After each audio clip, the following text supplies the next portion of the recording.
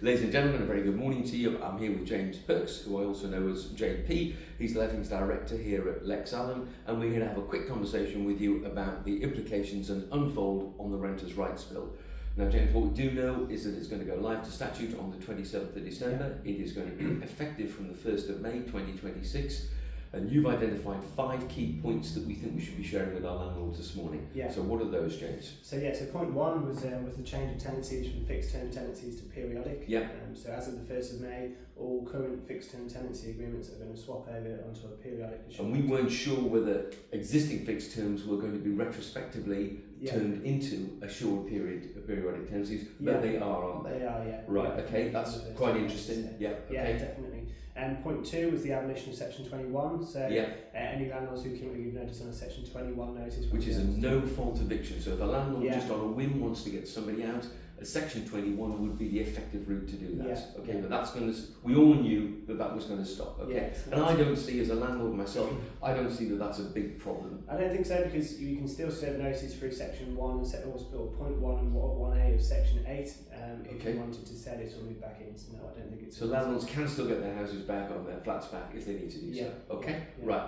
Point 3. Point 3 is rent increases. So we think this is quite a big one. So all rent increases now have to be through Section 13.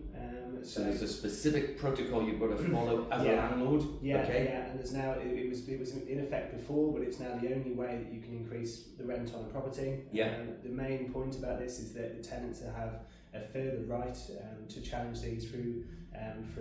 Because they've still got a right at the moment, haven't they, to be able to take it to the first tier tribunal if they're not happy with the rental uplift. The difference will be is that if you appeal your rent now through the first tier tribunal, then and the tribunal adjudicate in the landlord's favour, then that rent will be backdated to the date that the application was made. Okay. It's under the Act, it's not going to be. It's going to be effective from the date of adjudication, which means that landlords could be waiting a little bit longer for their rental uplift. That's it. So so it is going to be a bit of a change, and we're planning to see more tenants use the first tier tribunal. So there's a bit of social media momentum, isn't there, in terms of some tenant groups are saying, appeal your rent. But if everybody appeals all their rents, then what's landlords going to say? Well, I'll tell you what, I'll just sell my property, and you'll find yourself without a house. So I actually think it's interesting on social media, but I'm not too sure that it's going to have a real bite. Okay. Number 4. Point 4 was the landlord's ombudsman. So as well as obviously us being part of an ombudsman and the landlords in some areas having selective licences. They're also like they do in Birmingham City Centre. They're also going to have to join a landlord's ombudsman. The date for that isn't we're not too sure of yet. Because a lot of this is going to unfold not on the 1st of May necessarily, is it? It's going to unfold beyond that.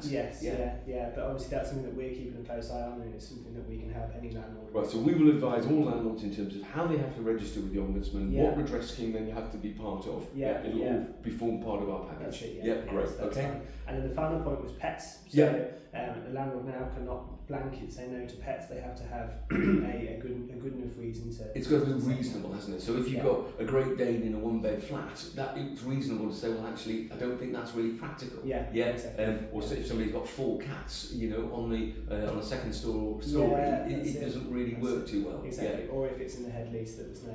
Of course, it cannot breach a lease condition, can it? No, exactly. So they were kind of the main 5 that we think are going to cause the biggest impact on the market. There are loads of other elements of the Renters' Rights Act that we can go through with anyone if they need us to. Okay, James, I think that's really helpful. Thank you very much indeed. Okay.